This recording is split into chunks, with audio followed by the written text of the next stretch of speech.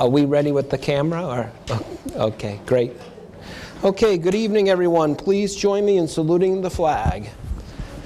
I pledge of allegiance to the flag of the United States of America and to the republic for which it stands, one nation, under God, indivisible, with liberty and justice for all.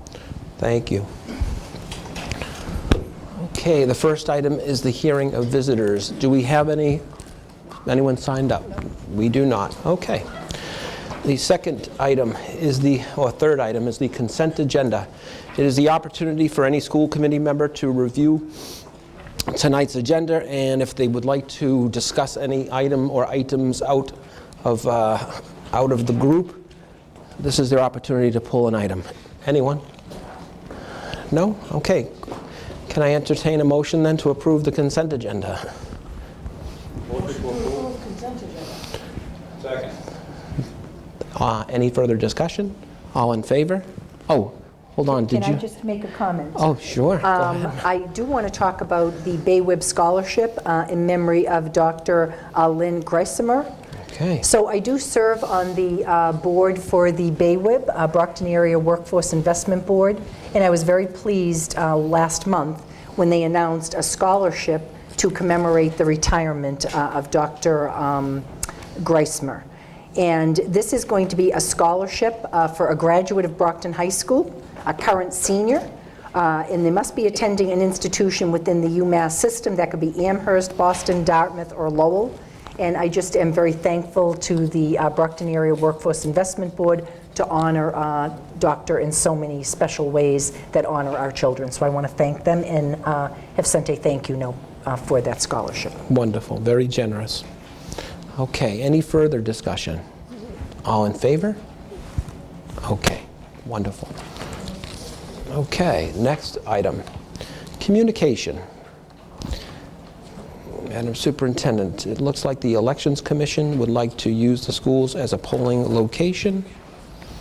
Yes, they're looking at the days Tuesday, September 4th, 2018, and Tuesday, November 6th, 2018, at the following locations: Brookfield, Davis, Downey, Gilmore, Hancock, Kennedy, Raymond, Ashfield East, North, South, and West Middle School. And what I will bring to your attention, we did this a number of years ago because of the large use of our schools as polling places. I believe this year is a gubernatorial election, and I can imagine, quite a few voters. So we close schools for that day. So in our school calendar, schools are closed on that day, which allows the elections commissions to use the schools as polling places. Okay. Could someone please make a motion?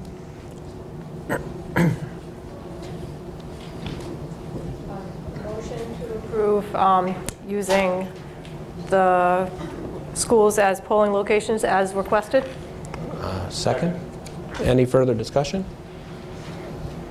Just because I've been approached about this before, I wanted to acknowledge feedback that I've received from a few teachers on this topic, and just that I don't know if other opportunities are being incorporated into giving the kids the opportunity to see like the election process and all of that. There have been a few teachers that have reached out over the past few years about closing school and they don't get the opportunity to bring kids through and kind of show them that process. So I don't know if they're, so I at least wanted to voice those concerns that have been raised to me, and maybe there's some way that the individual schools can make sure that that's getting done before or after. Or maybe, I was a good suggestion, Mr. D'Agostino. Maybe what we can do is, they set up the system at least 2 or 3 days ahead of time, sometimes a week ahead of time.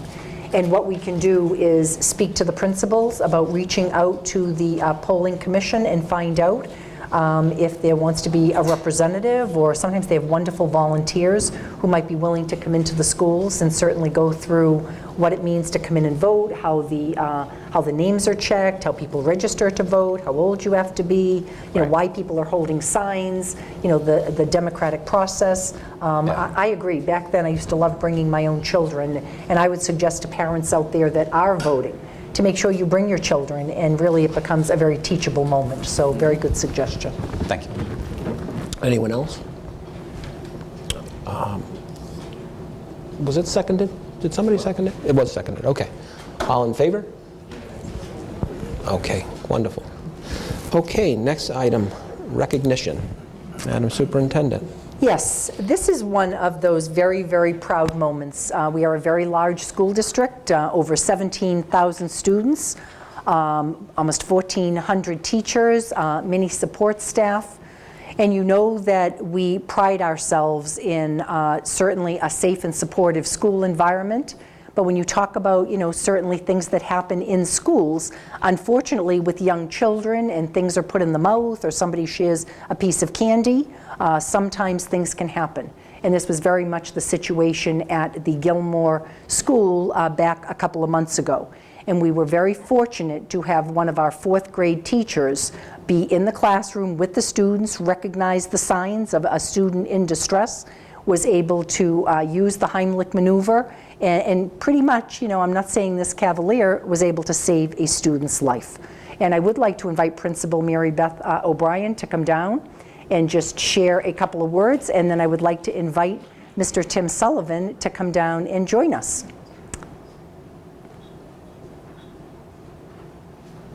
So Tim, first we're going to have Mary Beth tell us the story.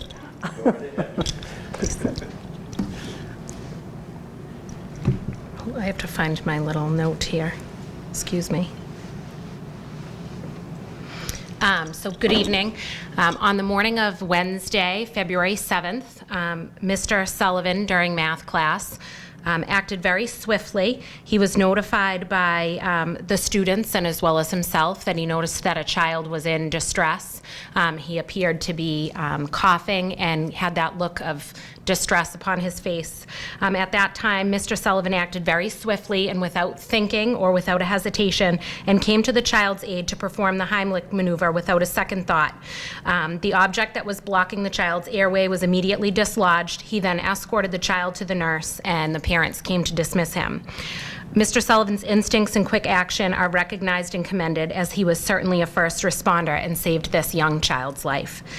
That was followed by, as I welcomed the parent in and explained the situation, the next day she came in with a note, and I'm going to read her remarks to Mr. Sullivan because I think she says it better than I could ever. I want to thank you for your quick actions and skills in helping my son when he needed you most. Us as parents always want to make sure that our children are in good hands, and we always want to make sure the person will step in and act as we would in any situation. Mr. Sullivan, that's exactly what you did for me, and I couldn't be happier at whom my son's teacher was at that time. I know the situation must have been scary, but you did an amazing job being my son's mentor and now his hero. You may not think so, but to my family and I, Isaiah's mother, you are truly amazing. Saying thank you from the bottom of my heart, Isaiah's mom, Liliana. So, thank you. And I did speak with Liliana this morning and explained that Mr. Sullivan would be receiving this award, and she was unable to be here, but she even said, I just can't even look at him because every time I do, my eyes just well up because I am just so thankful for what he did for my child. So we thank you very much. Thank you. Thank you.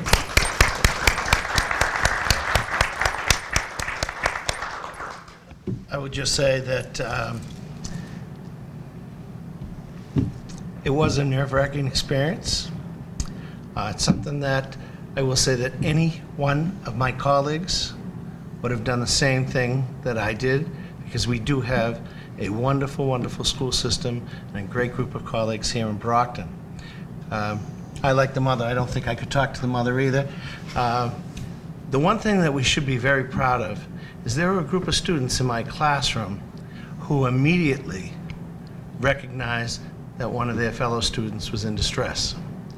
There were 2 in particular that got the student up, got him over to my desk, because I had just finished doing some assignments at the board and had just turned to go back to my seat. And these students in the room knew right away. They got him up, they got him over to me, and I was able to assist him in terms of the Heimlich maneuver and relieve him of the distress, really, that he was going through, and the distress that I was going through there for a few minutes.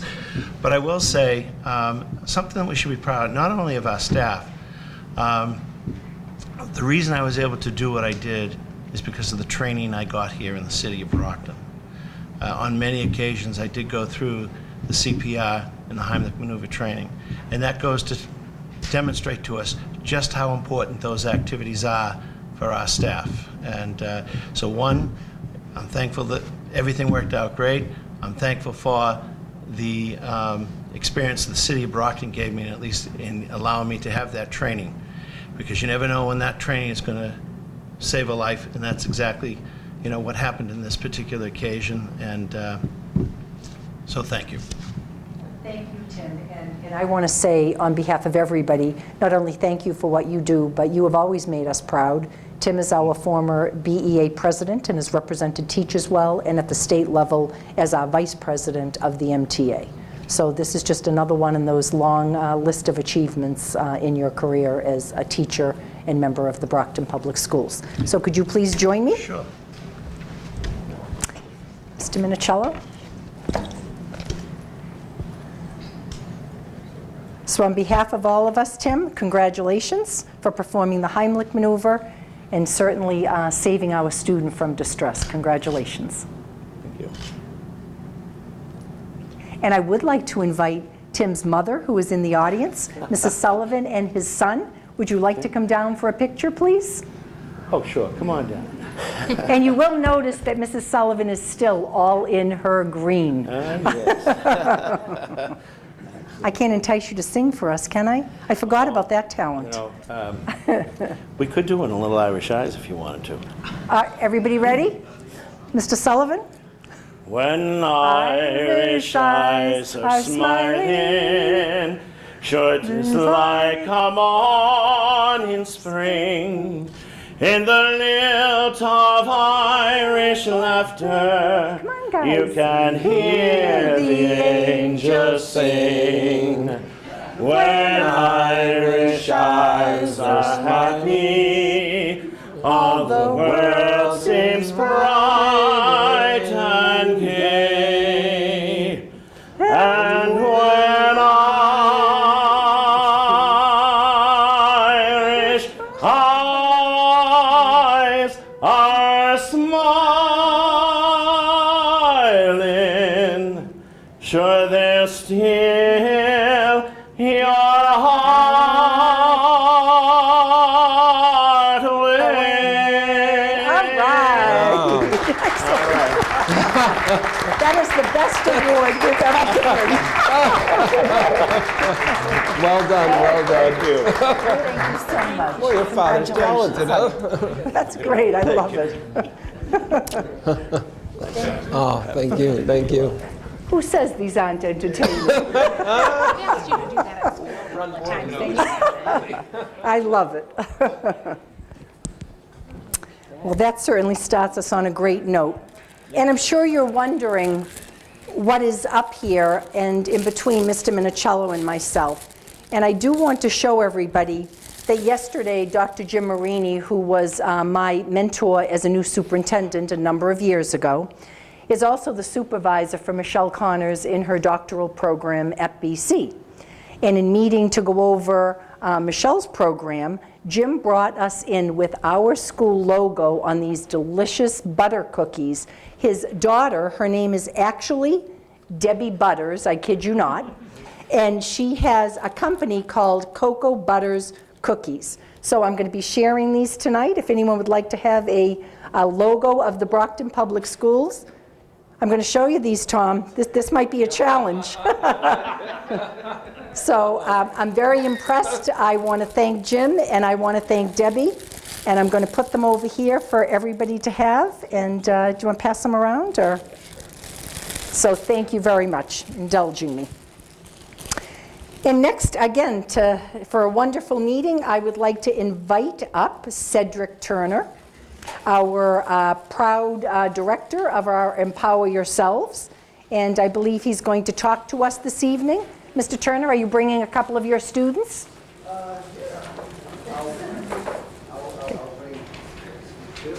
Students, there's plenty of room right behind the microphones also if you'd like to come down, please.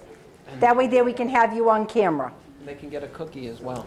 They can get a cookie. Cedric, give your students a cookie, please. Yeah, have them on camera.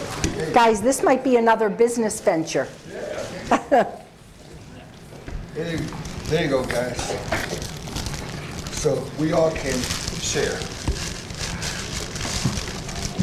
Well, first of all, I would like to thank Cedric Welcome. Turner Thank you. for coming. I wanted to invite him because I was fortunate enough to attend the Global Economic Summit that he had his students participate in over at UMass Boston. It was a wonderful event.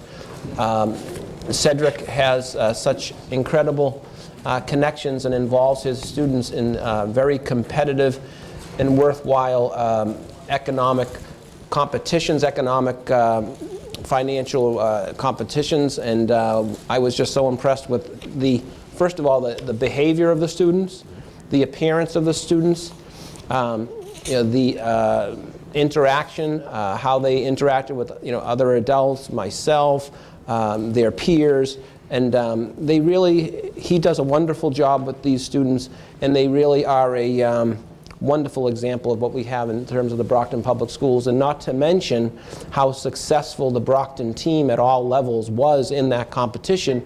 And Cedric can tell you, and will tell you, I'm sure, the different schools that we competed against, because there's some big name schools. Oh yeah.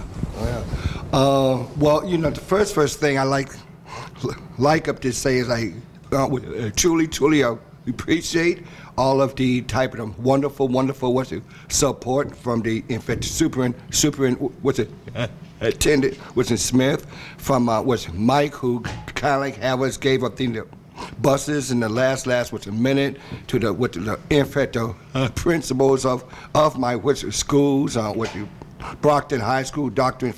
Murray, the Ashfield, and also North. So those are the schools that we're in.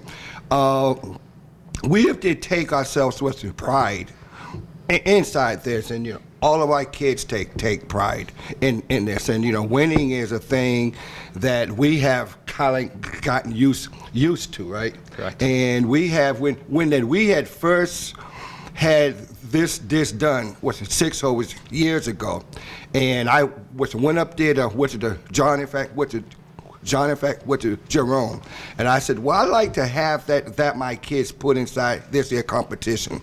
But the problem is they're going to be the only single kids in there from the middle, in fact, with the school, and we're going to be going up against some kids in high school. And he said, well, which kids? Well, Boston Latin, Buckingham, Brown and Nichols, East type, Greenwich, Milton Academy. I'm like, he says, oh my God, we're going to get killed. And I like, no. We'll be fine. And that year, if that you recall, we had a team from the North placed, in fact, 8th that year out of the 80 teams. So one of the type of young ladies. So those are the kids we have now. It's the seniors. They're not here from the kids from that North team, but okay, Esther, who was on that team, got herself a type of a full ride to where's Esther going? Tufts University. To Tufts. So she got a full ride to Tufts. All of our type of seniors have done with Giddleston here, got herself a full ride to the Northeastern School of the Engineering. So our kids because of their resume, do very well. Mr. Abdul, who is the president of the organization, is going to be managing real money for the Red Sox. So the Red Sox said, well, since that you did so well when it was virtual cash, let me see how you do it with real cash. So there it is. So these are the opportunities that we basically try to create. We have ourselves a certain way that we have things done. So you're right. We have a certain way we act, a certain way we talk, a certain way that we would dress. All of our kids are yes, ma'am, yes, sir. And so we not only have the type of money and with the economics, but it is also those soft skills. Because what I always tell, it is those things that kind of what to make it happen. It's those that what soft skills that what really have people sold. Thursday we are going to in fact Pittsburgh for a national engineering, which is the type of conference. So we are in a competition. So all of these kids are in a type of the type of competition there against kids from all over the in fact nation. April, in fact, with 13th. Hopefully, a lot of you can come. We have our type of our West End competition, the stock pitch competition. Many of you may or may not know that we are the state, was the champions in that right now. So we had won it last year. We won, in fact, the regionals and also the states. So we are going to have our title DFA offended on the April 13th at Bridgewater, in fact, State. So hopefully that you guys can come and see our kids in action. And in fact, again, we are going to be taking on some of the top type of private schools and also with prep schools inside the region. We have the top type of prep school from up in New Hampshire. They are supposedly an all economic school that coming down here. We got schools from Western Mass, from Eastern Mass, all type of private and prep schools and us. And I'll just say one last thing, and I'm going to let the kids talk. When that we had one kind of was last year, and there was a whole roll of the principals over there was right on the side, and these kids can tell you, and they were saying, "I don't believe we lost to Brockton. I don't believe we lost to Brockton." I just cracked up. And we just told them, guys, get used to it. And basically that's it. So I'm going to let some of the kids talk, and at our type of some in fact with symposium, Mr. Abdul basically had the type of the JFK was basically hacked. So he hacked the whole building. So part of his type of proposal is it was cyber type of security, and so we're at MIT every single Saturday morning. So Raytheon, which brings us to MIT, we've been there for months, and so him and the guy at Raytheon hooked up, and he's in the cybersecurity, and now that have dudes in the cybersecurity. So he basically said to all the people, look at that's your phones, and he started reading people's the IP number off of their phone. So it took him 5 whole minutes to have everyone in their phone hacked. So this is all that we have to do is to bring out the type of the genius within all these the geniuses. And there are a lot of kids at that high school and middle school who are really, really smart, really have a whole lot on the ball. The only thing that we have to do is we have them gave the opportunity to kind of to show what they have. We are not for the everybody. We are never going to be for everybody, although we have entered into a type of agreement to have a dual enrollment program at the high school and with the engineering with the Benjamin Franklin. So that is going to enable us to, in fact, to service 100, 200, 300 kids through the engineering at the high school. So we're growing, we're expanding, and we're doing a lot of wonderful things. So any single questions for these wonderful people? First of all, Mr. Turner, I want to thank you. You mentioned 6 years ago, and I was just coming on board when you were developing the Empower Yourself program. And to see, again, you have stuck with us through some very difficult times. You continue to find benefactors to support our, as you said, our geniuses, our young students that we're so proud of. And I love when you go and compete and win. By the way, at that competition, we got with first place, and we got with second place.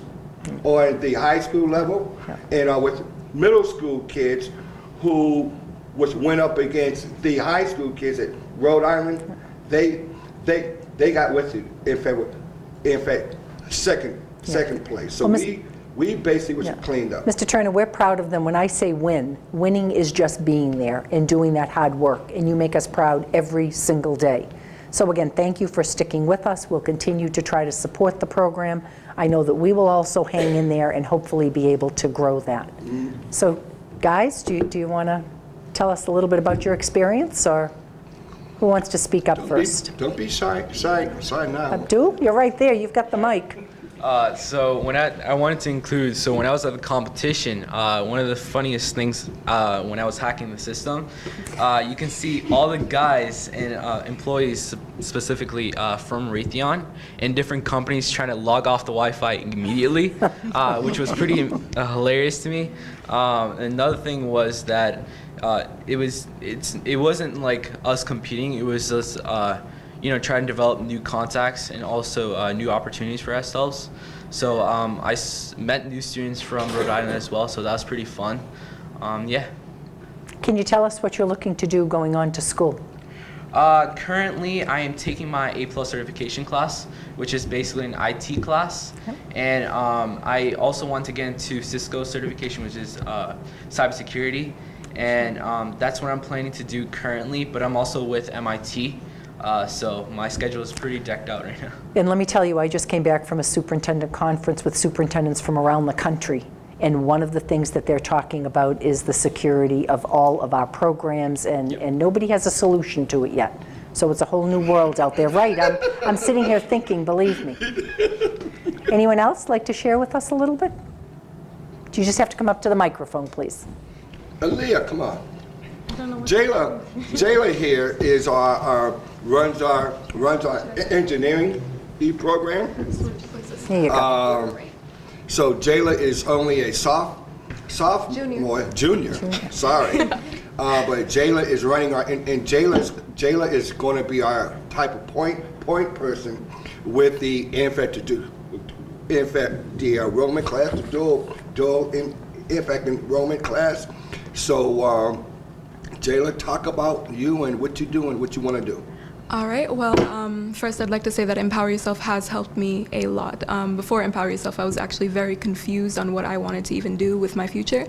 I was very confused on what engineering was, and even right now I am learning a lot more about what I want to do. So right now, thanks to the MIT class and everything that they teach us there and everything they expose us to there, I see that I do want to pursue software engineering.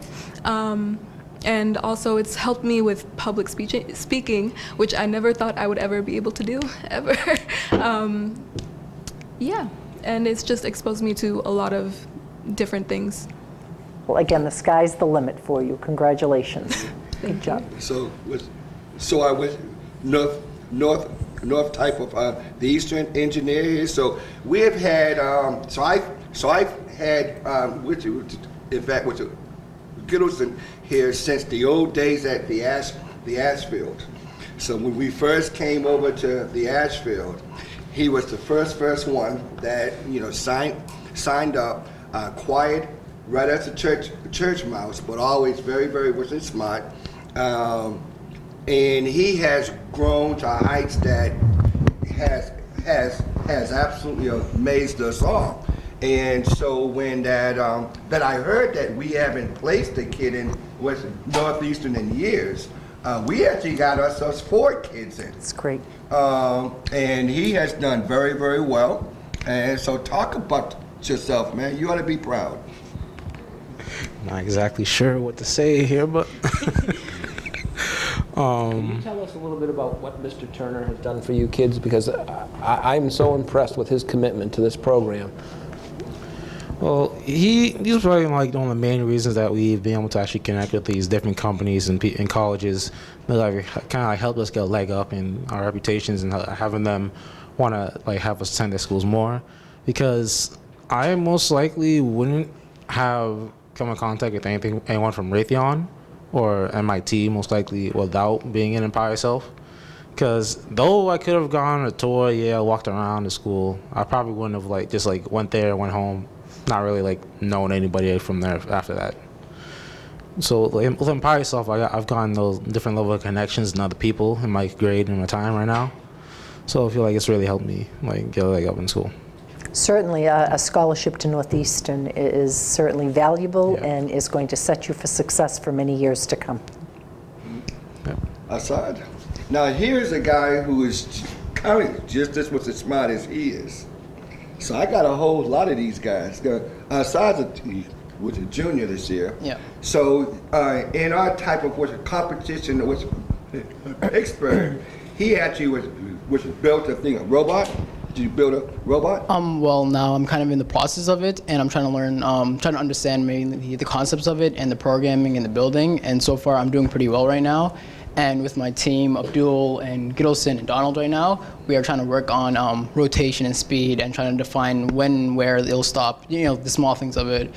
But like Empower Yourself in general helped me a lot because, again, I wasn't really the best at public speaking in a way, and I always had like, I don't know, like an always issue with it, but with me going to competitions, it really allowed me to express myself in different ways.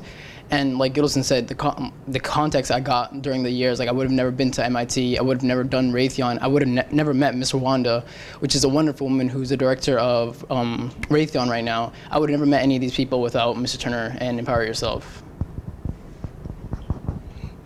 You have anything to say, Donald, Leah? Leah, come on now. Yeah, my new effect with Swiss Army knife. I feel like I'm going to say everything everybody else has said. Mr. Turner has brought many opportunities. I wasn't with the middle school kids. Like I came when I was a sophomore, so I didn't know like freshman year I didn't know what to do. I was like, I know I like science, I know I like math, I don't know what else I could do. And then my friend said like, how about you do this financial literacy thing after school? And I was like, financial literacy. And then I was never really good at math, and then through this I learned like what I could do and like who I could meet, and I could never think of myself going to MIT like every weekend and like going through like meeting all these people. I never thought I could do that by myself, so I'm happy that Mr. Turner could like make that opportunity for me. Very clear, Mr. Turner, that, you know, and this is just a small group, as we said, over 6 years of youngsters that we're very proud of. Go out there, you know, put in the hard work and the dedication, and are able to really see, you know, where your future is or things that you'd be very interested in. So you've opened up so many doors from them. So thank you to all of your partners. Congratulations to our youngsters that are moving on. We're, again, very proud of you. And as you mentioned, Mr. Turner, so the New England Regional Stock Pitch Competition is for Young Investor Society, the YIS, and it is on April 13th. I believe that's a Friday, from 9:30 a.m. to 3 p.m. at Bridgewater State University at Burrell Hall on Summer Street. There's free parking, there's lunch provided, there's door prizes, and hopefully we're going to be sending a group of people to also support our students. Yeah, it is going to be very, very good. They've been working very, very hard. So they have to go and have in that stock. So they have to submit their type of proposals by midnight this here evening. And then there's going to be a whole panel with the judges, and so they take the who's who from Wall Effect Street, and these here kids, they get absolutely grilled. They get absolutely, so it is going to be very, very interesting with the competition, because a lot of the teams we had beat last year, they're back there gunning for you, correct. Yeah, they're back, but that's okay. Well, our money's on you, no pun intended. Thank you. Okay, thank you very much, guys. Thank you. Congratulations.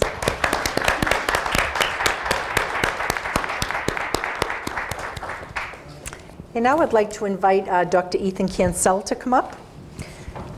This is the time of year where we are once again talking about if we can ever begin our MCAS testing with our weather changes that are happening.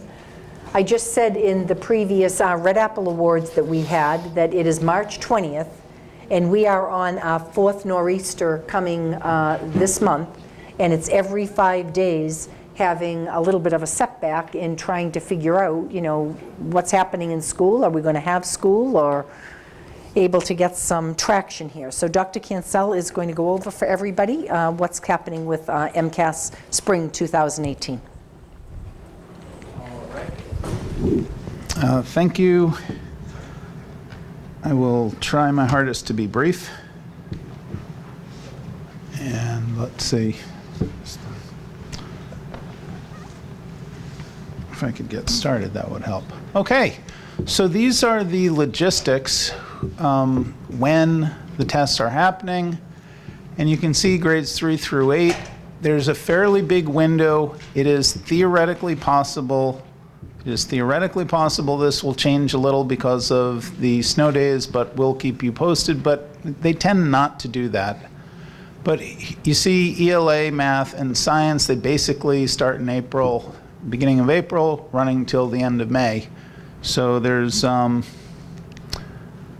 these are the amount of times. Now, it's an untimed test, so technically you can take as long as you want, but these are the recommended times, and they're long. So a lot of students do less than this. But if you look at that, there are 2 sessions, 2 hours. You say, oh, 4 hours, that's not so bad. But think about that. They're third graders who are going to take a 2-hour test. So supervised breaks are permitted. It's an accommodation. It's not even an accommodation. Any principal can have, they don't even have to ask the state for it. Anyone can use their professional judgment and say, these little kids need a break. They can stand up, they can leave the room, they can get a drink of water. The key is going to be supervised. The math sessions are a little bit shorter, and the science sessions are shorter as well. But these are the recommended times. Just to give you a sense, these are the grade 10. All the 3 through 8 are online. All of them are online. Grade 10 is still paper and pencil. However,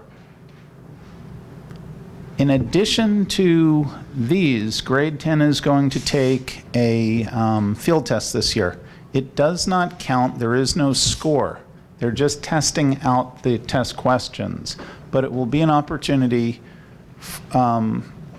for Brockton High School to learn a new format for the assessments. Brockton is pretty well known for running a really tight ship and running a great paper-based assessment program. Going forward, they will be going online. That will be happening in between these times. Again, it does not count. You do not even receive a score.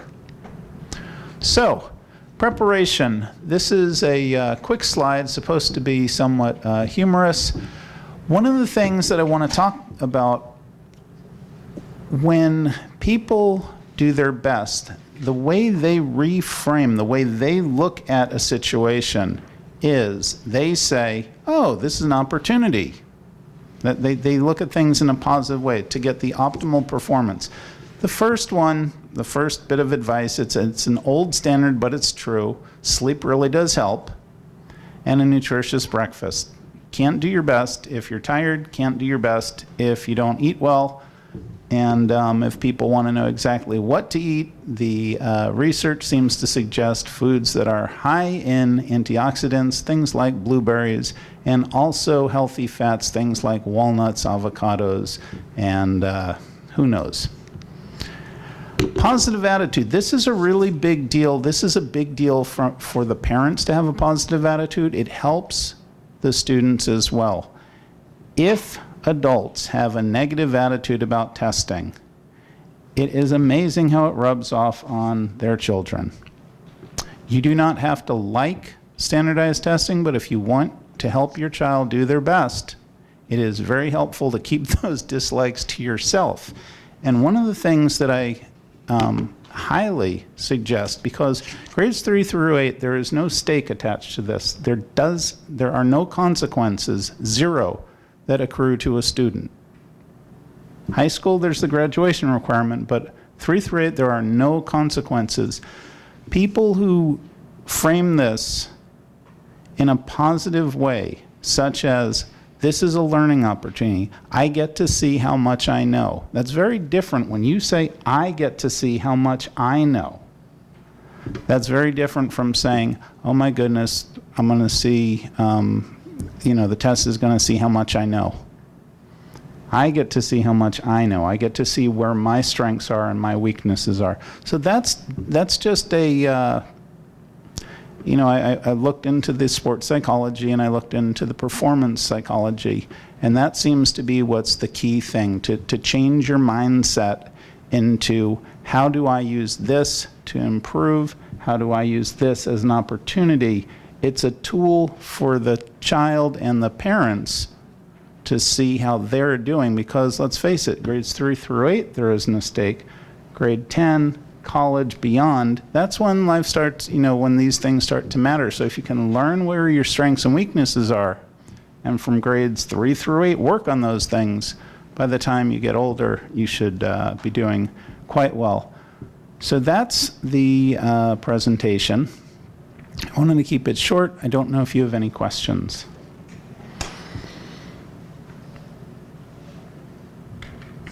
So please tell the parents out there that the night before we're putting together a concoction of blueberries, walnuts, and avocado. I'm sure the kids will be just thrilled. Love it. Brain food, that's correct. That's your brain, correct? On your little slide? Yeah. That's a brain lifting a lot of weight. Okay. And as Dr. Cancel is saying, one of the things, again, when you look a year from now, the presentation will be about the high-stakes testing happening at the high school for our 10th graders that will be computer-based and will count towards their high school graduation.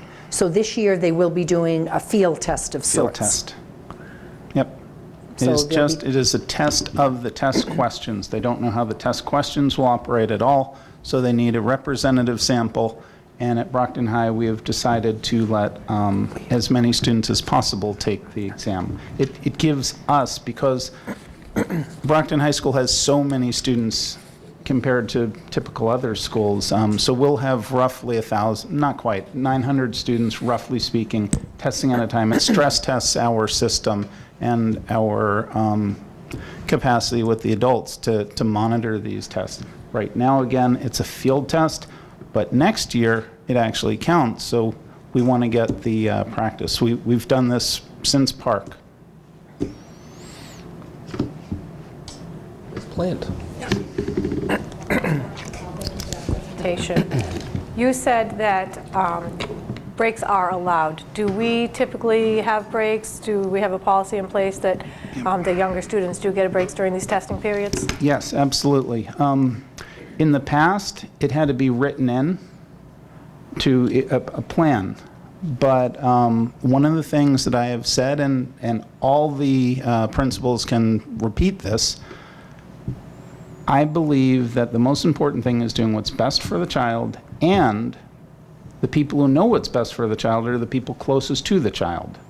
So their teacher, their principal, they know. And so we have always had a policy where we want to create the optimal testing environment for children.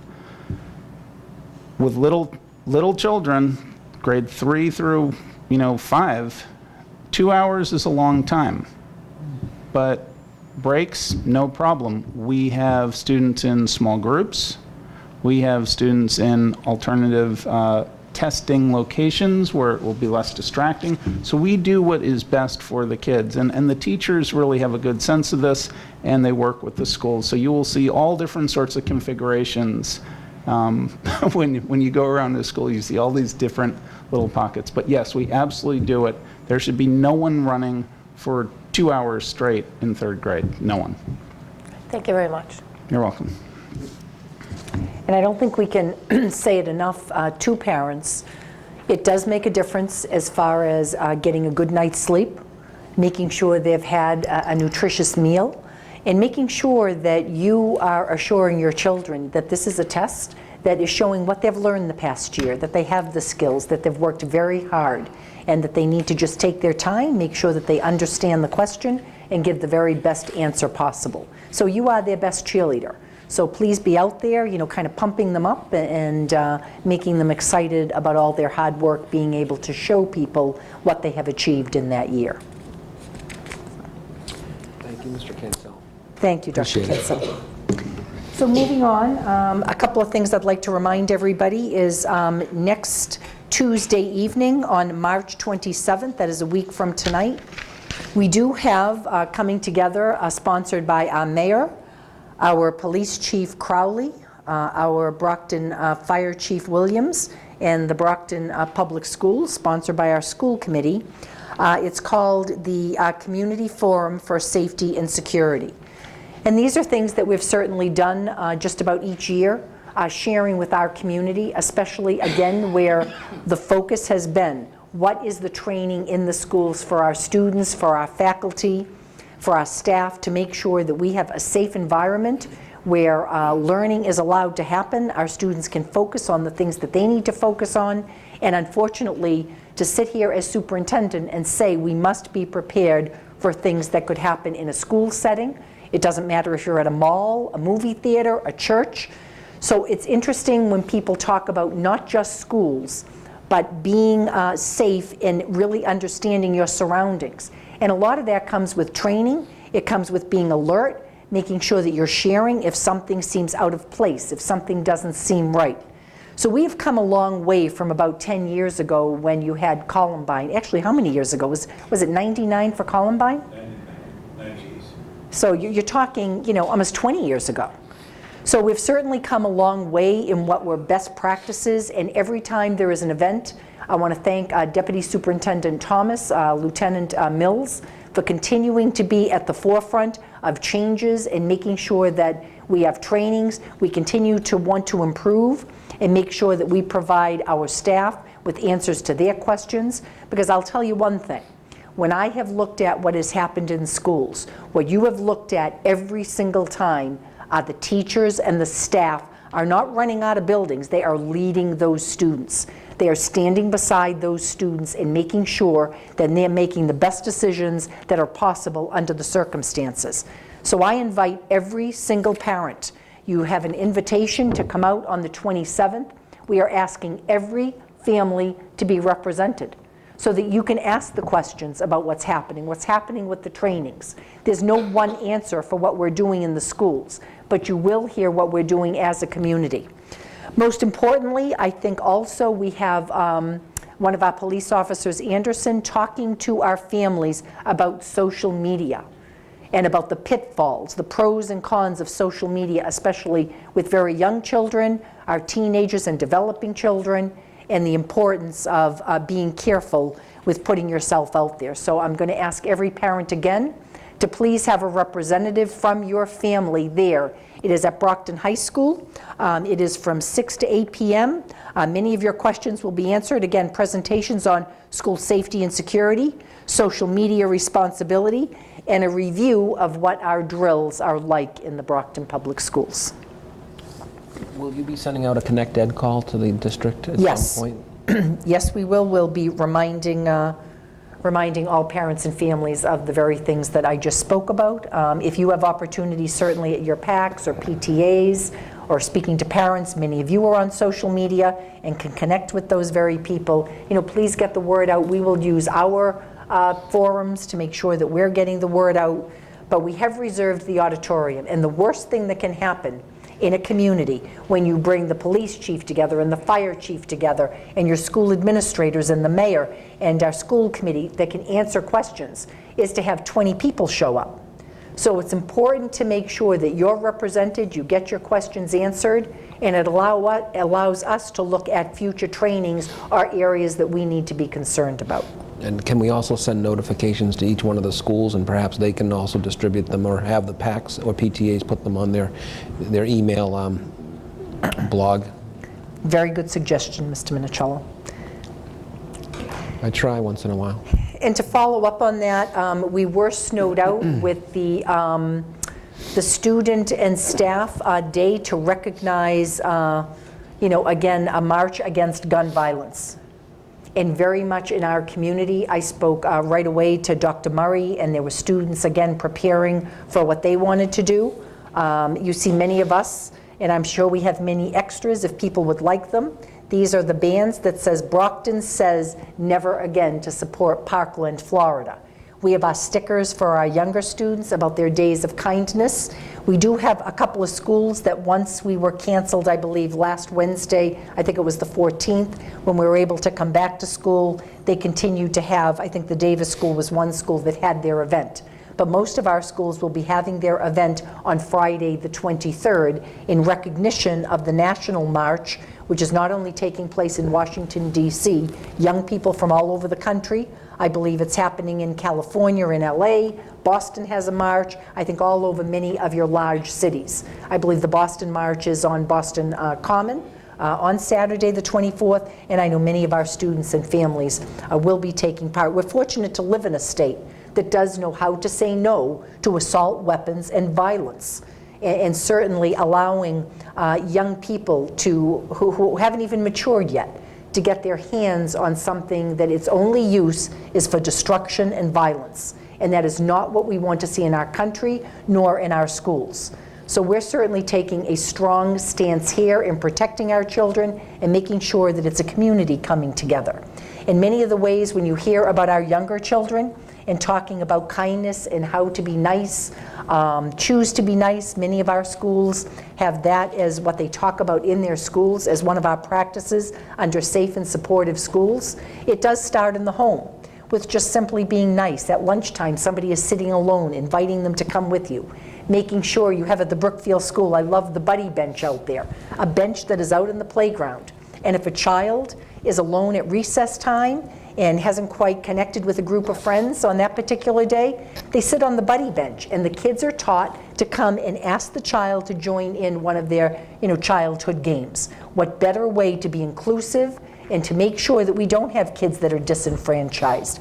Yes, we do have mental health issues, not just in our schools, all over our country. And yes, we do have to pay attention to that. And no, this is not an assault on our Second Amendment rights, to bear arms. That's not what this is about.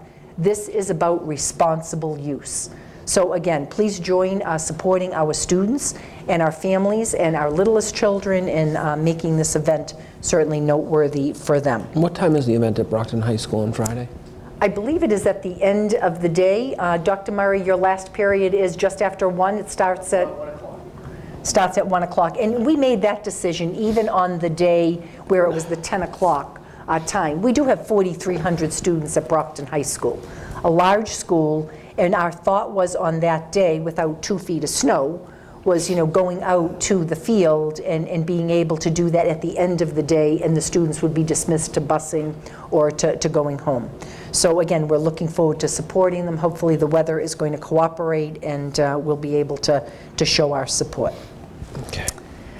And next I want to talk about something I was very pleased with, and I'm sure all of you were. It has been a long time that the Brockton Public Schools has been advocating for funds for our students. And you heard me mention at one of the last meetings that on April 5th, we are having statewide a campaign called Leading the Nation.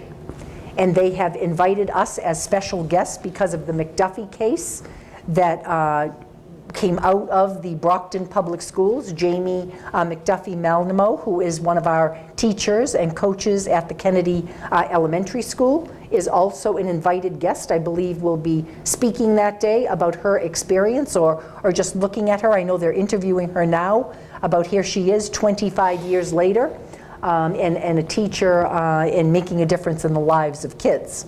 So that is going to be a very special event at the State House.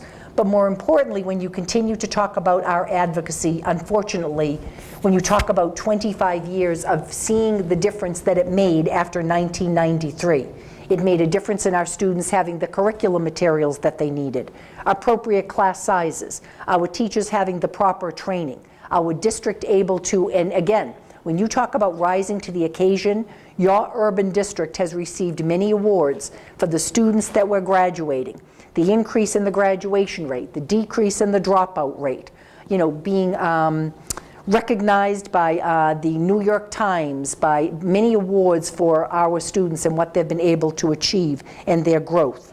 That at this point here, we continue to struggle with a budget that defies logic. So I was very pleased, and I'm very cautious sometimes. About a month ago, we were approached by a reporter from the Boston Globe, Jamie Vasness. And he came out and spent, I want to say, about an hour and a half with myself, our communications director, Michelle Bolton, and Aldo Petronio, our chief financial officer. And we sat and we told the story. And what was most impressive to me, if you haven't seen this article, it appeared in the Sunday Globe, School Aid Lags and Poor Pay the Price. And what it does is, and we always talk about the tale of two cities, it compares Weston and it compares Brockton. And it compares what our students are receiving in the Brockton Public Schools and the support that the students in Weston, an affluent community, are receiving. While it's important to note that, and I know Weston has made the statement when there were questions asked of them if they thought this was fair, and of course they didn't.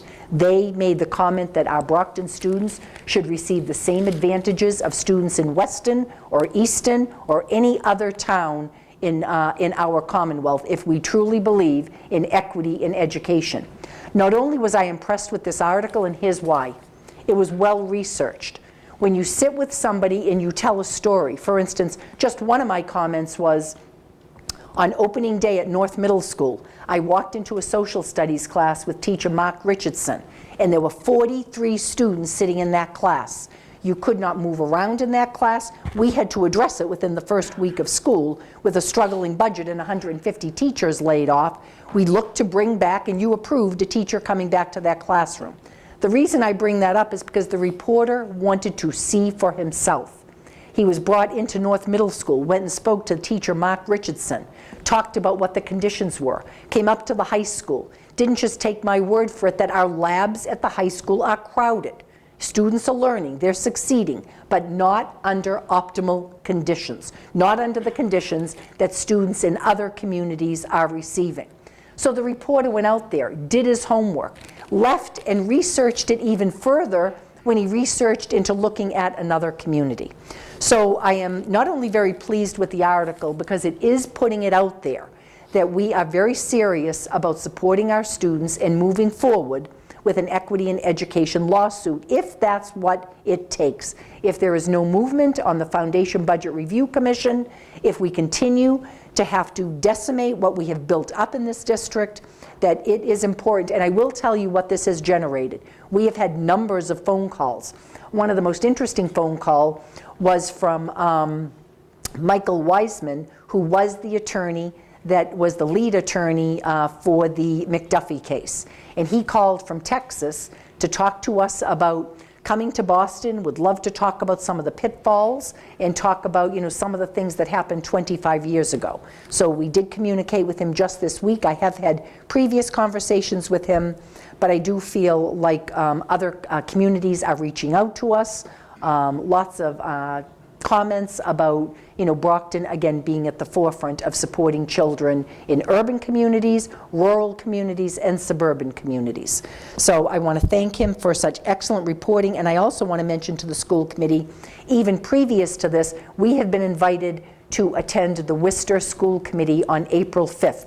And if any of you would like to join us, we are invited guests. We are going to be presenting alongside Worcester. And again, we will be telling the tale of two cities that are actually very similar. So, this is certainly moving. I've been cautioned that these types of things take a long time, and I understand that if we're looking for the court to solve our issues. But we're not looking for the court. We're looking for our own locality, we're looking for our state, and we're looking for people to pay attention to properly funding our schools. We've proven that we know how to do this. We know how to teach, we know how to provide professional development, and we know how to show growth with our students. We know how to support them with social and emotional learning, trauma-sensitive schools, building a strong culture. Nothing was more evident to me this evening before I walked into this meeting when we had our Red Apple Awards.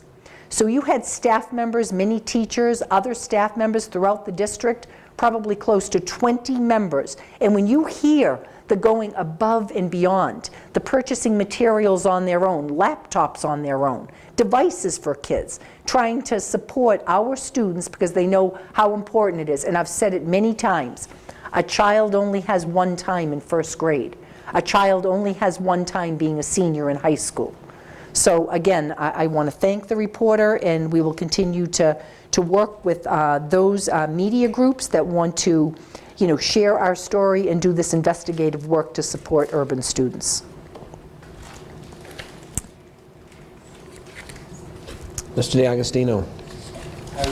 Over the weekend, myself and Mr. Gormley were looking at and discussing some of the numbers, and the one that really jumps out is the projected or estimated cost of benefits versus the actual. That's a $24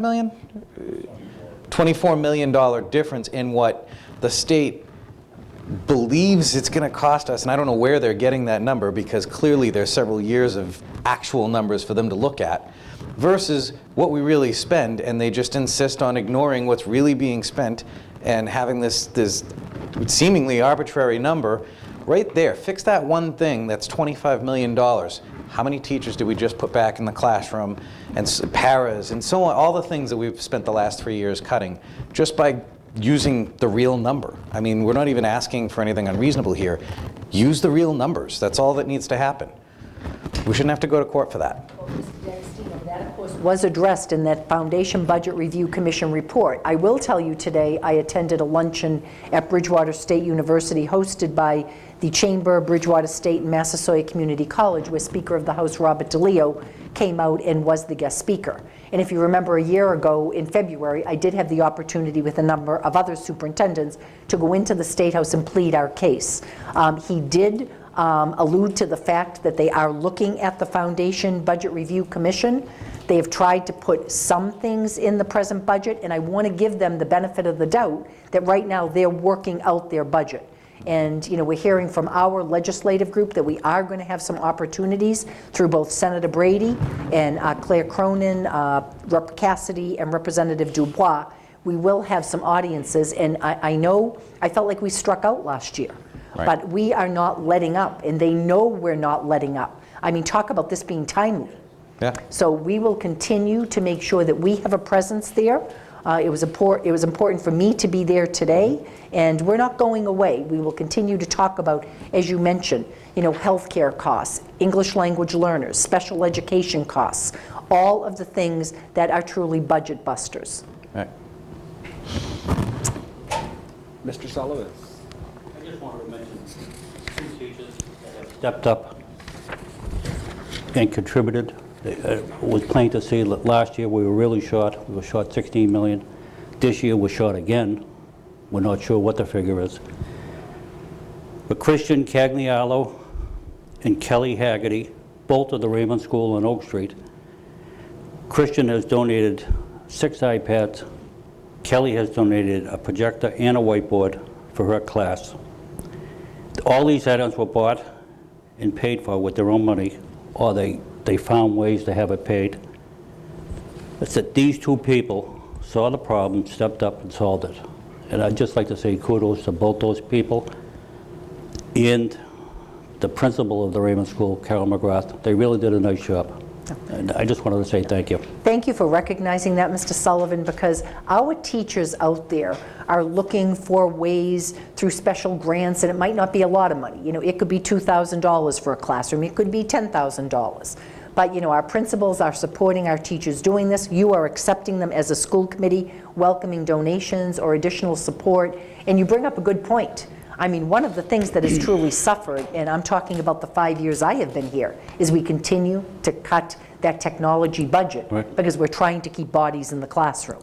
We're trying to keep our teachers there. We're trying to keep our support personnel there. And I keep using the term that we're hanging by a thread. And that is exactly what's happening. So thank you for calling out those teachers. There are so many more out there in the Brockton Public Schools that are stepping up to do the work of so many others, or to support us in ways that we are not able to support the children. Nice job by both. Thank you.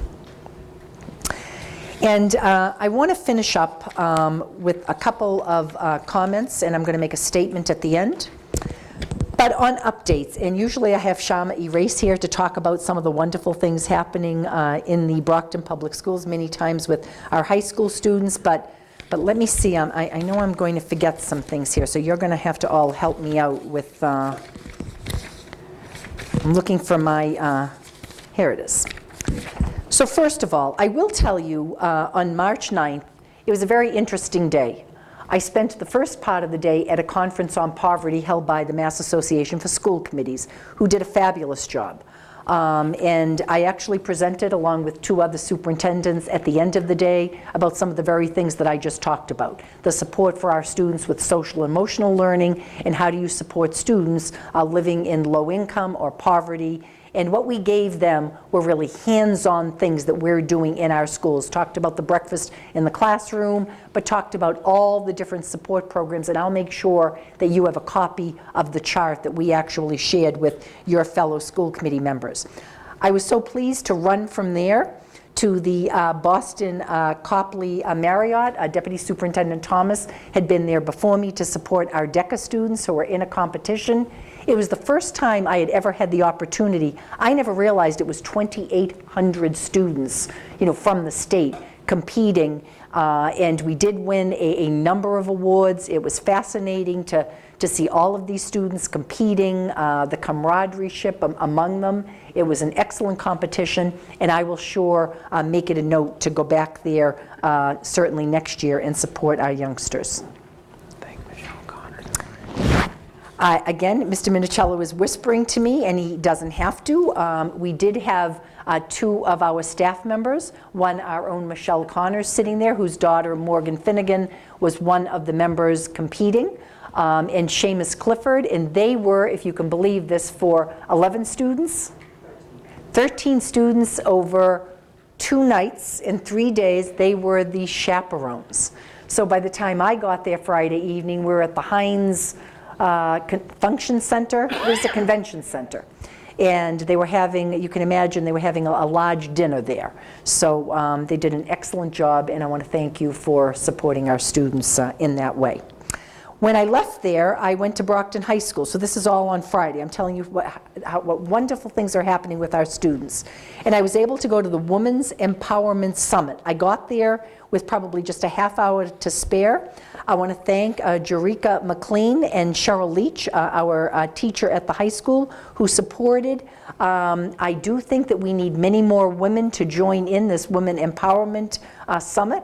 I'd like it to grow next year to include some of our middle school students, but very impressive to hear these young women and young men supporting them and talking again about a women's movement that once again is loud and clear of equality in our country. And sometimes I think we haven't come far enough. So it was a pleasure to be there. And I ended up the night, and I know joining some of you, going over to watch our boys basketball team who were competing, I believe, in the South sectionals. They did lose to Mansfield. I know that someday we're going to figure out how to beat that team, but I was very proud of certainly the season that they had and certainly represented Brockton High School very well. I want to congratulate Coach Bowen, and hopefully next year we will be able to go on to the finals and beat that team if we encounter them. So I just want to say the boys basketball team were the Big 3 champs and the South sectional finalists. The girls basketball were the Big 3 champs and qualified for the state tournament and won their first round game.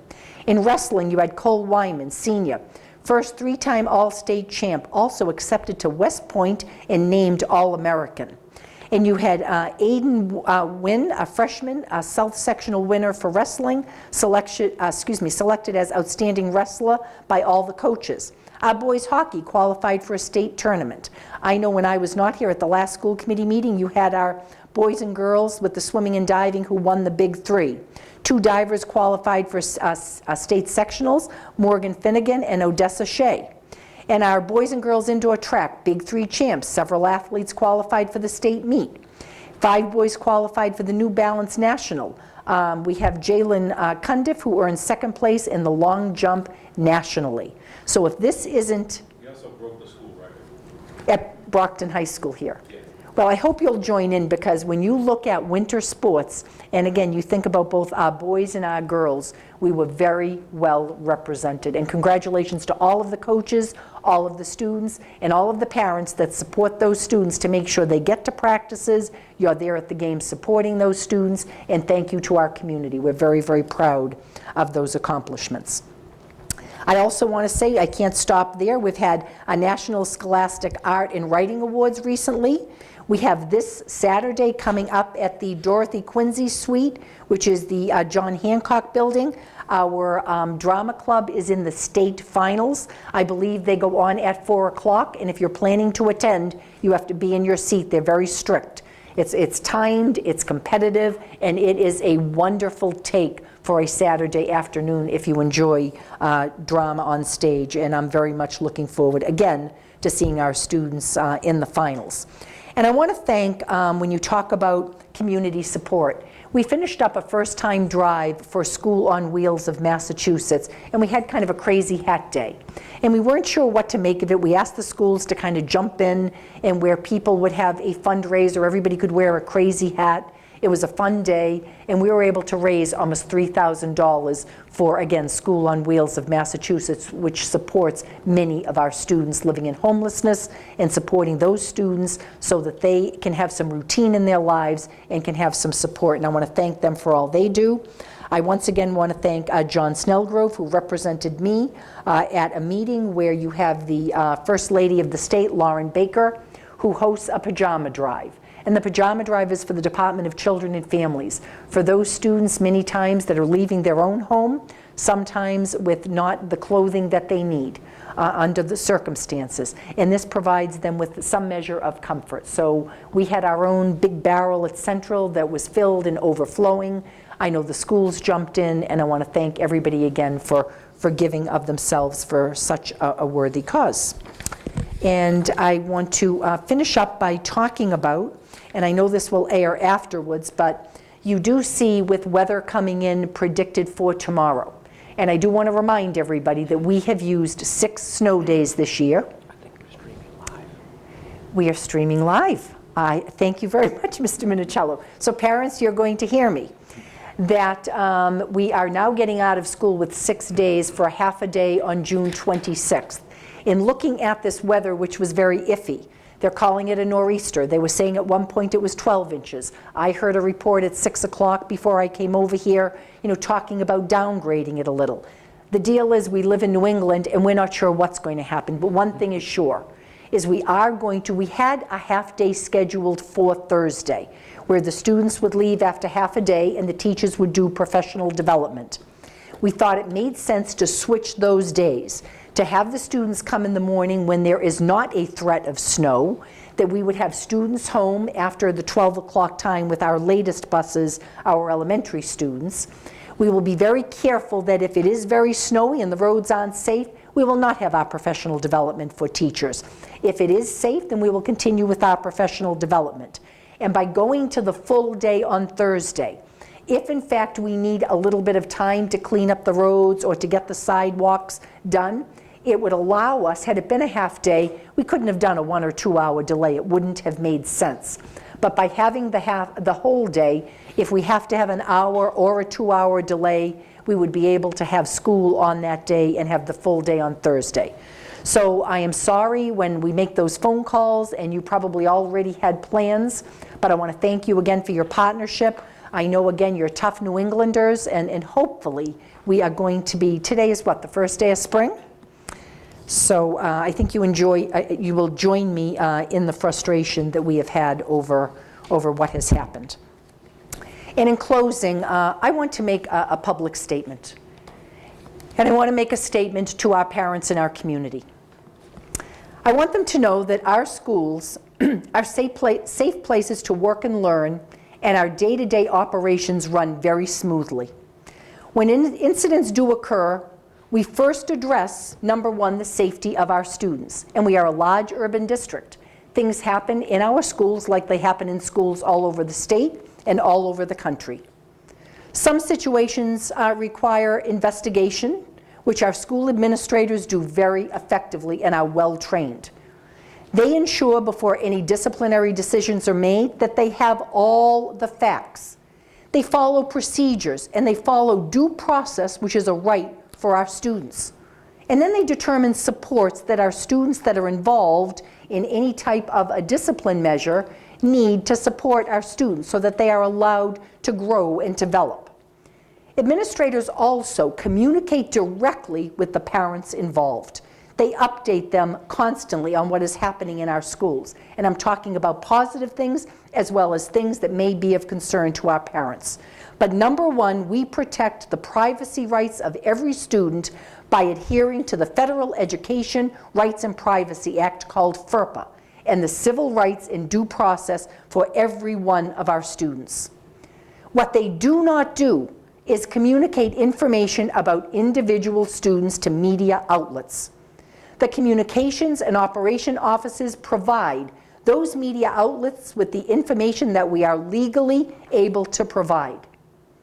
When media outlets criticize the district for not providing specific information about events, they demonstrate a lack of knowledge about the legal responsibilities of schools. And it really is intended to divide a community from its schools, which is not what we like to do in our schools. We welcome our parents as partners. We continue to support them in so many wonderful events so that they develop relationships. They're part of our schools. And when something happens, they know that there is a safe and supportive environment there. Our focus is on public communication, make no mistake about it. We host parent forums. We've invited parents to attend a World Cafe recently, solely focused on developing strong school culture and discipline concerns we have. We have an upcoming safety forum to work with parents on concerns about school safety and security. All these efforts are public, they're shared with the media, and anyone is invited to attend these events. The district has a website, its own social media platforms, as does every school, every athletic team, a club, and individual school. We send automated messages and calls and letters home to parents to communicate with them. Principals and teachers interact directly with families and the community to share with the appropriate people what is happening in a school. Ultimately, our efforts are about protecting kids and allowing them to grow up, to learn from their mistakes, to feel supported by both the schools and the community around them in the process. We will always work collaboratively with professional, ethical news agencies. What we cannot and will not share is information for the sake of headlines or social media posts. So that is my comment about, again, the Brockton Public Schools and what we do to support our students and to support our community. And we will continue that as long as we have children in the Brockton Public Schools.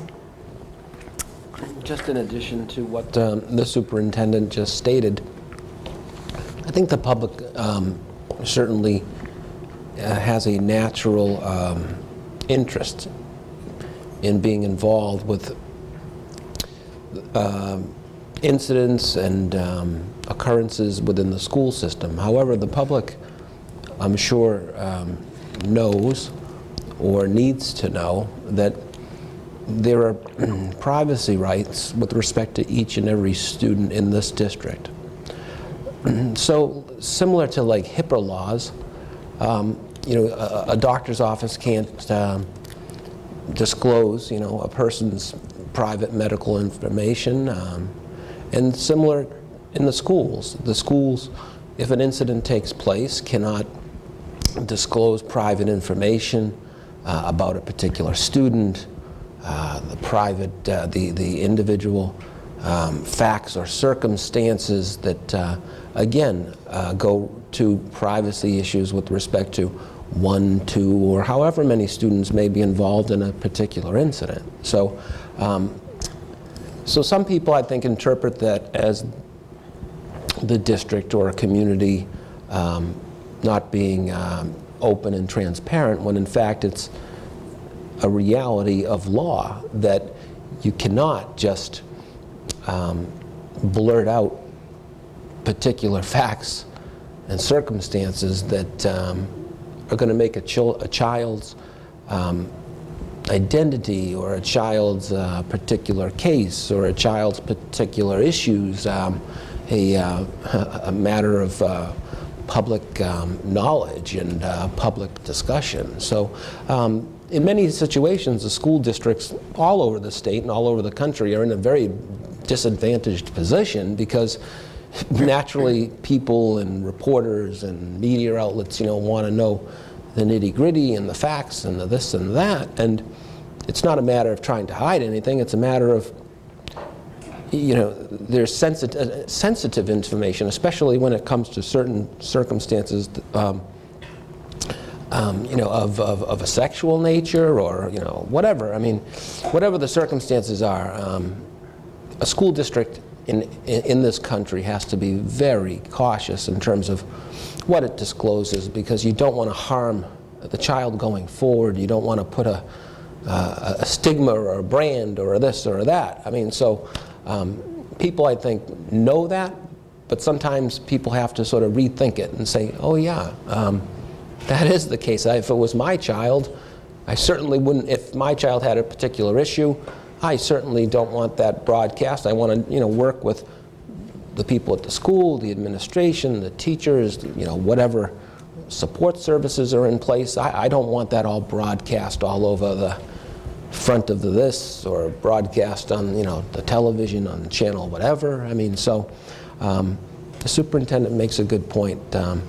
When situations arise, we as a district have to be very cautious in terms of what is said in order to protect the child. And sometimes,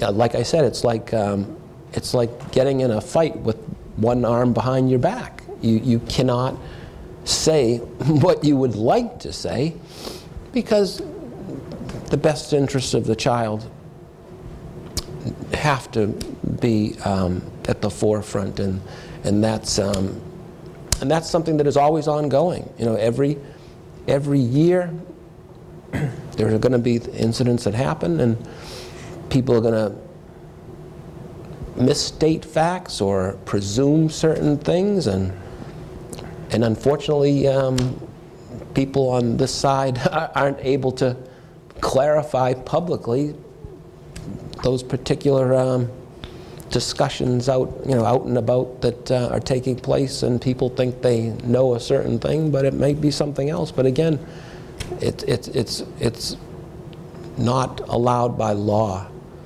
for a district or its employees, or its administrators or school officials, to start disclosing the nitty-gritty of privacy issues when it comes to a student. And it's not because people want to deceive or mislead or hide. It's because we have to protect a student, who is not an adult, who deserves a chance to grow, who are going to make mistakes, and their reputation and their lives are not allowed to be broadcast for the world to pass judgment and to, perhaps ostracize or just for the entertainment, of the world to say it just can't be done and it can't happen. And by law, we will not allow that to happen. But again, sometimes we look bad. But if we have to look bad to protect kids, so be it. That's it for me. Thank you, Mr. Sullivan. Thank you. And you know what? I want to thank our administrators and our teams that work very hard to make sure that our kids have a great experience in school. I walk in those schools. The best part of my day is when I can get into a school. And I assure you, they're great places to be. There's learning going on. There's kids enjoying social events. And it is absolutely a place that you would want your children. That is what the Brockton Public Schools is all about. And those parents out there, I'm so pleased when I see you in the supermarkets, at the events, and you tell me concerns you have, or you tell me how pleased you are, but you always work with us as partners. And I thank each and every one of you. And I want to thank the school committee, because again, you work very hard. We have hard dialogue, and we talk about things always. The one thing that I can count on with the school committee is you are always looking for us to improve. You're looking to support the families and the students out there, and every single time I speak to you, it is in the best interest of children, and I thank you for that. So in moving on, I guess we're at subcommittees, and unfortunately our finance subcommittee meeting got canceled. So I am going to propose that next week on the Tuesday night, the 27th, I know we have the Safety and Security Forum. Is there an appetite to have a meeting afterwards or before that? And the other date would be the next Tuesday, which is April 3rd. Another Tuesday, I think that's the Tuesday right after that. One of the things that's happening to a number of us here is we have additional meetings, we have interest-based bargaining going on, so it's been very difficult to try to find nights when we can meet. Last year it was a little bit easier, but I think a lot of us are involved in additional meetings. So that's what I would propose. Finance at 8 o'clock that night. I will do whatever, and I know some of you are working and trying to get here, so it probably would make sense to do it afterwards. At least, can we commit to an hour afterwards? Could you make it the 3rd? Well, I was doing both, Mr. Sullivan. I'm sorry, this is finance, did you say? It would be finance, it would be budget finance. Are we also rescheduling safety, security? You know, Ms. Plant, the mayor, the next thing on the list was to talk about the protocols, and I know that was a curriculum subcommittee. Is that what you're talking about? The safety and security? I thought there was a safety, security, now I'm no longer on the subcommittee, so Right, for the snow, I'm sorry, that was about the snow. The mayor was going to address that, you see under unfinished business. It was here tonight, and I believe that that's where he wanted to first address it. So unfortunately, the mayor isn't here, so can I have a conversation with him about how he wants to reschedule that? Yes, thank you. Okay. Okay, and anything else for a subcommittee? That's what I have. All right, unfinished business, superintendent goals. So, You have to accept them. can I entertain a motion to approve or accept? Mr. Gormley. Make a motion to accept the superintendent's goals for this current year. Okay. Thank you. Any further discussion? Mr. D'Agostino. Yeah, I had a question or two on two of the goals, and if my mouse was working correctly, I could actually look at it. Goal number 2, implement long and short-term master facilities plan, renovating current school buildings, and constructing at least one new elementary school. Just because we've talked so much, at least for the, going into my 3rd year now on the committee, about our budget woes, I always like when this comes up to just, if you wouldn't mind, just a brief, because I know a lot of folks when this comes up are saying, but you're laying off teachers, you're cutting this, you're cutting that. How in the world can you renovate or build? Okay, well, when you say that, one of the things, and I would say back to the community, is how can we not have a plan? So when you look at, and yes, we are in a struggle for a budget, so if it came to renovating or building or putting teachers in the classroom, if the city had the dollars to use, and they are different dollars, remember. That's kind of what I wanted to So there are very bring different up. dollars there. Chapter 70 is very different from a city's commitment to its facilities and its buildings. And when you look around you, there is not a town around, because after you had baby boomers, everybody built the so-called new high schools. This being 1970, the opening of Brockton High School. So what you're seeing, you even just saw Fall River come on board, a poor community. But what they're doing is they're planning to replace their high school. So you've heard me talk, and I know, Mr. D'Agostino, you're making reference to, it does say here, at least one new elementary school. And that, of course, was because of the growth at that level and looking at some of our older buildings. But, we desperately need a long and short-term facility master plan. So the city has certainly put the finances forward to have a plan, and I think we need to marshal it forward so that at least it is looked at by our city council, our mayor, they start to make decisions. And again, I'm not saying you're building a new high school next year, but would you have a plan in effect where they have to make the decisions? They have to make the decisions about bond, about a debt exclusion, about going to the Mass School Building Assistance Fund, which continually asks us what we're doing about our high school, understanding it is aged, and there are things that we just can't do with technology and certainly electrical, and so many things that are just stretched to the limit in this building. So it is in there because I want to keep it front and center. I think I had it in there from the day I interviewed for this job, and I still feel as strongly about it today as I did then. And it has been baby steps, but at least we have some recommendations that the city needs to put forward. I think that Mr. D'Agostino's point was that he wanted to educate the viewers at home that you're talking about two different pockets of funding, so Right. We say we're, last year 16 million short, this year 8 to 10, whatever the number ultimately is once we have it. And that's when you get feedback from people of, hey, you're $10 million in the hole. How are you building anything or renovating anything? So the point I wanted to make and what I wanted to just make sure is said for anybody who looks at that is, we're short on Chapter 70 funding. This is money that comes from a different part of the state budget.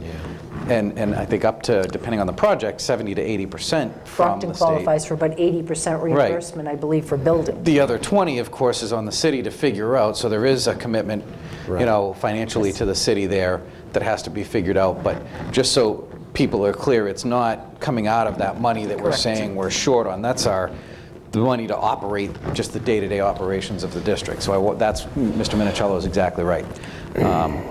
Right. The funding, the two different pockets of funding are the Chapter 70 money, which deals with employment and operations for a particular year going forward from year to year, and then capital improvement, which this would be a capital improvement and investment in terms of a facility, which is totally separate, a totally separate fund source of funding from the state and the city, where the city would have the ability to basically finance over time the payment for the city's piece investment in the overall project. So if we were fortunate to have an 80-20 split, which it was some years ago, and I'm not sure that's exactly where we're at these days, but if we are, wonderful.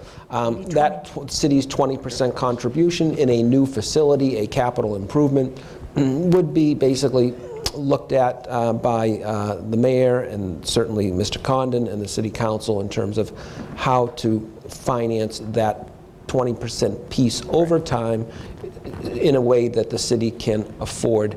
And again, it comes from a source from the city that is separate and apart from the operations, the contribution for the operations and employees from their annual budget to fund the budget, the operations budget, the Chapter 70 portion of our school funding for a particular fiscal year. So I get what you were trying to say. Thank you, Mr. Minicello. Well, I appreciate that. Because, like I said, it just, again, when we're cutting back, and then to go and you're going to spend $50 million on a new school? What? So I thought it was worth bringing that up. The improvement goal number 3. And I bring this up, this is explore new ways to engage families effectively in order to support the diverse school community, navigating and understanding our school system. And I don't know if I'm thinking along the same idea as to what you're thinking with this. I think of things like, I remember when I first met then Principal Saba McGuire at the Huntington School, hearing about parent liaisons that have been cut and how that helped with community engagement and parent engagement. And certainly in Ward 3, in parts of Ward 3, we have a very diverse population, so it has an impact directly on certainly my constituents. So do you have some ideas there, or maybe we can get back to this of, I have lots of ideas. Do you want me to talk about it this evening? So our strategic plan is... What time does everybody want to leave? Maybe it's just an idea. I mean, I look at this and go, great, but... Well, let me say this. I mean, our 3 pillars of our strategic plan, which is instructional excellence, safe and supportive schools, and family and community engagement. So under that pillar, we have a number of groups that we have objectives, we have goals, things that we need to reach. So it probably would take a much longer discussion, But when you look at the goals here, they adhere to what our strategic plan is. And I'm really proud of the fact that we haven't been all over the place in 5 years with our plan. We continue to, when we reach one goal, there's something new that we add to try to engage our families. So we can certainly continue this discussion if you would like. What I will do with that is at an upcoming school committee meeting, and it was our plan to talk to you about all pillars of the strategic plan. But I can certainly address that, Mr. D'Agostino. All right. Thank you. Okay, so any further discussion? I think that was seconded. All in favor? Okay, thank you. Next item, discussion inclement weather protocols for opening schools. As I said, the mayor had intended to address the question that was brought up by the school committee, and this is where he wanted to start the discussion, so I will have a conversation with him. Okay. New business, BHS graduation credit requirement, enclosure 12. So we did have a subcommittee meeting with respect to this issue where there was a full discussion, and Dr. Murray presented. There was a review. The name of the organization escapes me that they recommended. Oh, NEASC. Right, NEASC. Yes, NEASC in their recommendations pointed out that our district needs to increase the number of credits required to graduate when we review our current number to those surrounding communities around us. We're low. And Dr. Murray, I believe, his recommendation is that we increase it to 104, and his explanation at that subcommittee meeting made total sense. Would anyone like to make a motion to approve? And this is for the class of 2022. 22, correct. Okay. Yeah.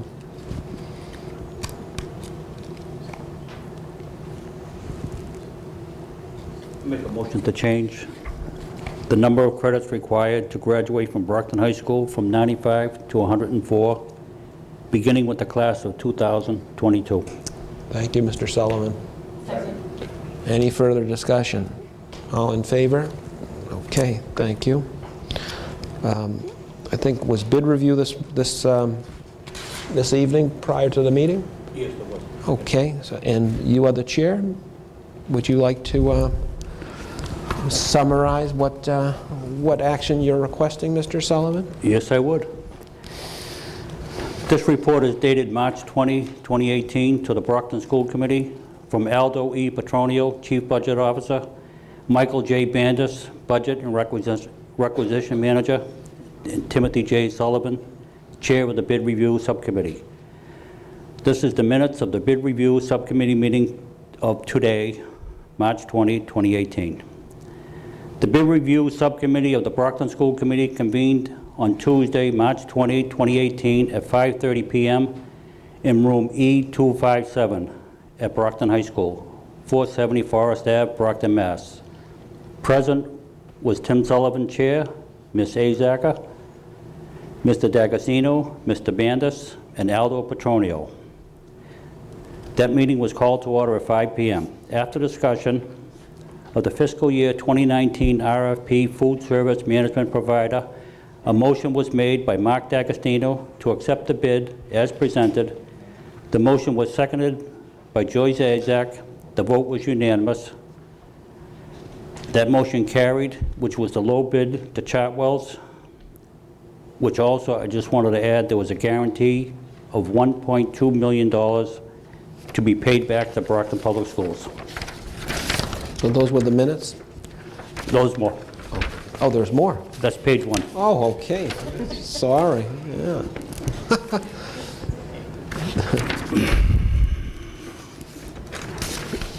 Sorry to interrupt your momentum. After discussion of the fiscal year 2019 student transportation 3-year bid, a motion was made by Mark D'Agostino to accept the bid as presented. The motion was seconded by Joyce Azak. The vote was unanimous. The low bid was first student. Motion carried unanimous. After discussion of the fiscal year 2019 pest control service for 3 years, a motion was made by Mark D'Agostino to accept the bid as presented. The motion was seconded by Joyce Azak. That vote was unanimous. The low bid was Burgess. Motion carried unanimous. After discussion of the fiscal year 2019 school mail delivery for 3 years, a motion was made by Mark D'Agostino to table the bid as presented. The motion was seconded by Joyce Azak, and that bid was tabled to the Finance Committee. Joyce Azak moved to adjourn. The motion was seconded by Mark D'Agostino, and the vote was unanimous. The meeting was adjourned at 6:03 p.m. I'd like to make a motion to accept the report of the subcommittee as presented. Okay, could someone make a motion to accept the minutes of the subcommittee as presented by Mr. Sullivan? Motion to accept the minutes of the subcommittee meeting as presented by Mr. Sullivan. Need a second? Second. Any further discussion? Second. One second. Okay. This will be quick, I promise. I don't think they're going to allow me to be microphoned at the next meeting. So I wanted to mention on the Chartwell's bid, if I'm not mistaken, that was an increase of only $40,000 from the prior contract. I think was the number I was given when I checked on that. And the reason I bring that up is, yes, there was a small increase, but they also increased the guaranteed profit to the district by $200,000. So I thought that they deserve some credit for that, because there were other bids that we're seeing where there's an increase and they're giving us absolutely nothing more than what we got before. Here's a vendor who clearly values this relationship. Yes, they went up, but they also gave us more than we were getting last time. So I think they deserve to, have some credit for that. And that's all. Okay, great. I couldn't agree with you more. They've been a wonderful partner and continue to support our students, our events, are truly, again, part of the Brockton Public Schools. No, just move it. Ms. Alves, could you note ditto for the superintendent? Yeah, I already read it off. So, all in favor then? None opposed? Okay, so now the minutes have been approved, so now I believe we have to ratify the individual items that is that how you'd like it, Mr. Petronio? Now ratify the individual bids that we don't need. I do not believe we need to do anything with the one that you've tabled, which is just the ones that you want us to take action on. There's a motion here to recommend to the Brockton School Committee to award the bids as presented. You want to do each one? All three, and the one tabled. I'd like to do each one because we have to submit one of the Chartwells to the state for their approval. Okay, so yeah, okay.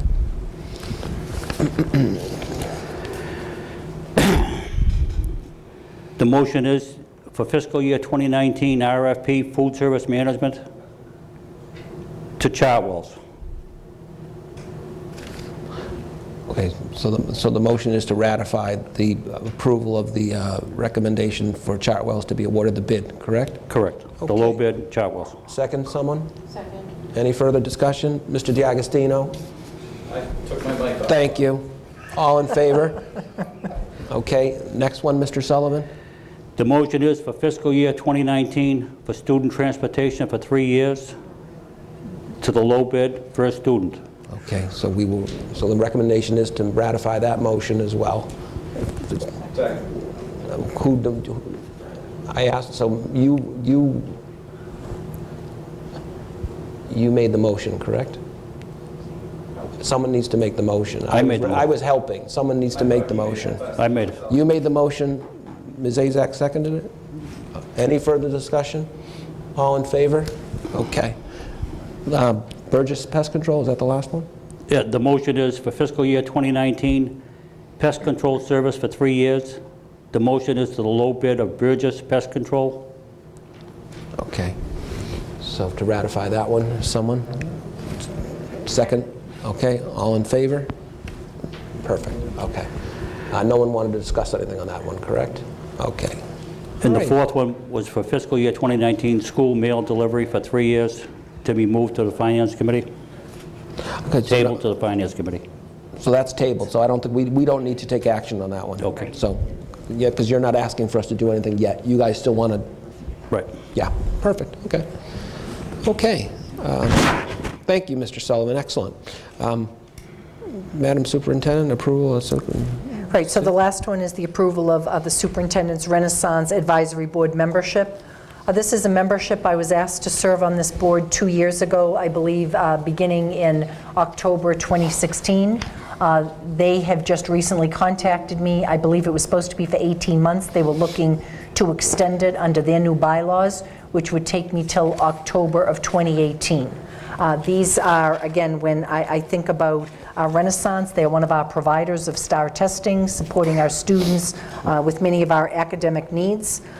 Some of their objectives are to develop thought leadership that will inform Renaissance on strategies to effectively drive positive student outcomes in education, garner expertise from influential leadership to learn how Renaissance can better support complex needs in education, to assist in evaluation of Renaissance solutions and how they can be used to generate student growth in comprehensive learning environments.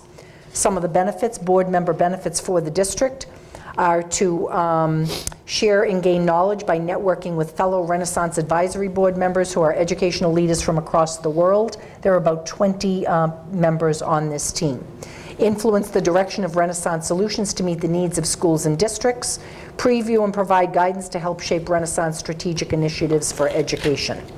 So I am asking you to approve this. It would continue through October of 2018. There is one meeting during that time that takes place, I believe it's in Colorado Springs. It's a very quick in on a Wednesday, all day Wednesday night, all day Thursday, and you leave early on Friday. There's a morning meeting on Friday and back to the district. So I would ask you to approve it. They take care of all expenses of the superintendent, and they have been a very good educational partner. Great. Would someone make a motion, please? I just wanted to make a comment. I just wanted to congratulate Superintendent Smith for being invited to this board. I know the board will benefit greatly by your input, and it's an invitation only.